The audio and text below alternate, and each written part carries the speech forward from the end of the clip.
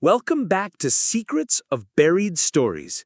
Few discoveries have captured the world's imagination like the unearthing of Tutankhamun's tomb. In a valley that was thought to have yielded all its secrets, a small, nearly intact royal burial was found, packed with treasures that had been sealed away for over 3 millennia.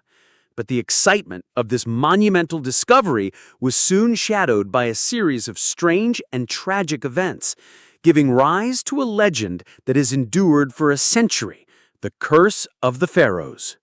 Was it simply a string of coincidences, fueled by sensationalist media? Or did the opening of that sealed door unleash a vengeful ancient force, a buried secret that sought to protect the boy king's eternal rest? The story begins in the Valley of the Kings, the ancient royal necropolis of Egypt.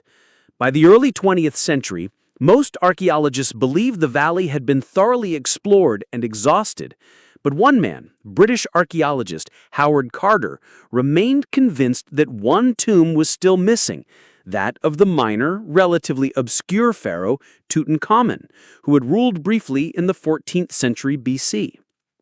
For years, Carter searched, funded by his wealthy patron, the 5th Earl of Carnarvon.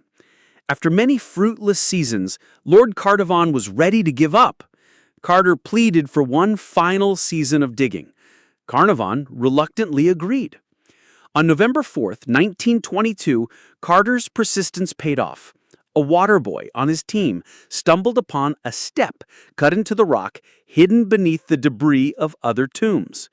Carter and his team cleared the debris, revealing a staircase descending into the bedrock. At the bottom was a sealed doorway, stamped with the intact seals of the royal necropolis. It was a sign that the tomb had likely been undisturbed since antiquity. Carter, filled with trembling excitement, sent a cable to Lord Carnarvon in England. "At last have made wonderful discovery in valley. A magnificent tomb with seals intact, recovered same for your arrival. Congratulations." Lord Carnarvon rushed to Egypt, arriving with his daughter, Lady Evelyn Herbert. On November 26, 1922, with Carnarvon, Lady Evelyn, and a few others watching, Carter made a small breach in the top corner of the sealed doorway. He held a candle up to the opening and peered inside. The air that escaped was hot, smelling of forgotten perfumes and millennia of silence. Carnarvon, unable to bear the suspense, asked, "Can you see anything?" Carter's famous reply echoed through history. "Yes, wonderful things." What lay beyond was breathtaking. The antechamber was filled with a jumble of golden chariots, ornate furniture, statues, and chests. It was a glimpse into the opulent world of the pharaohs, preserved perfectly.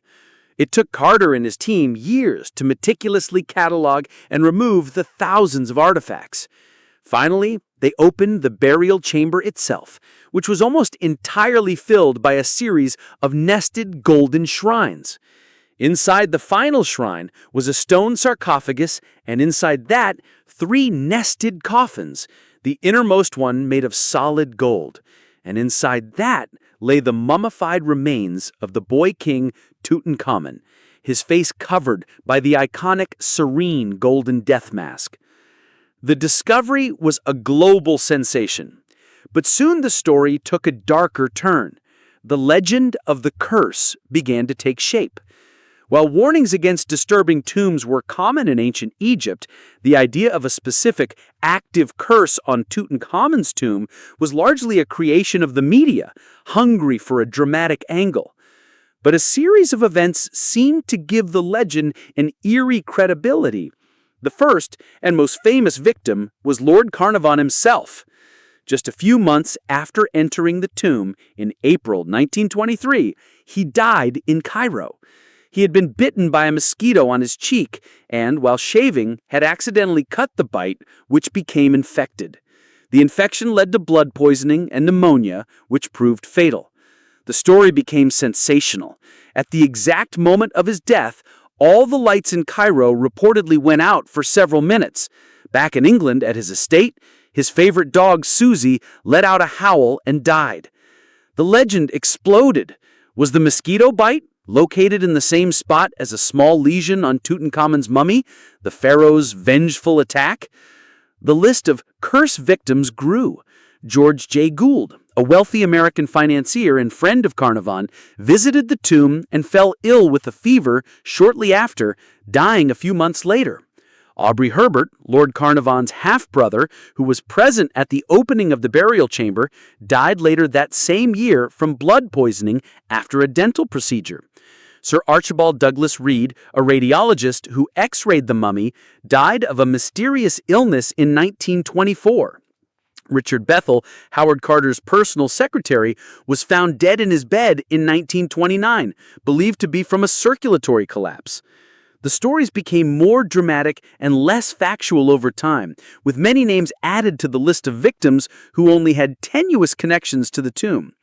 The media eagerly reported every death, weaving a narrative of supernatural revenge. So, is there any truth to the curse of the pharaohs? Skeptics and scientists offer a more rational explanation for the deaths. Lord Carnarvon was in poor health before he even went to Egypt, having suffered a severe car accident years earlier. His death from an infected mosquito bite, while tragic, is medically plausible. Of the 58 people present when the tomb and sarcophagus were opened, only 8 died within the following 12 years. Howard Carter, the man who first breached the tomb, lived for another 17 years, dying at the age of 64. Many key members of the team lived long, full lives. Statistically, the death rate among those who entered the tomb was no higher than that of a control group of similar age and background. Another scientific theory suggests that ancient harmful mold, fungus, or bacteria sealed within the tomb for thousands of years could have been released when it was opened.